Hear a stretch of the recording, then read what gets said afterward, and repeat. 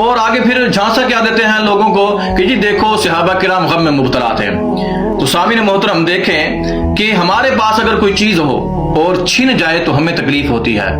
اور وہ محبوب جو رحمت عالم ہیں، جن کو پوری کائنات کے لیے رحمت بنا کر بھیجا گیا ہے، جس وقت جنہوں نے 63 سال کی عمر اپنے پیاروں میں گزاری، لوگوں میں گزاری، صحابہ کرام اہل بیت تمام کے اندر گزاری، جب ان سے رخصت ہوئے تو کیا ان کو تکلیف نہیں ہوگی؟ ان کو بھی تکلیف ہوگی۔ تو صحابہ کرام بھی غم میں مبتلا، اہل خانہ بھی غم میں مبتلا، اہل بیت بھی غم میں مبتلا،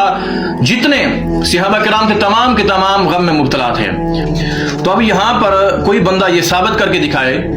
کیا صحابہ کرام میں سے یا اہل بیت میں سے، کیا حضرت امام حسن، امام حسین، حضرت صدیق اکبر، حضرت عمر فاروق، حضرت عثمان غنی، شیر خدا رضی اللہ تعالی عنہم اجمعین، کیا آپ نے جس دن حضور علیہ الصلوۃ والسلام آپ کا وصال مبارک ہوا، کیا سال گزرنے کے بعد اس دن پر غم کا اظہار کیا ہے؟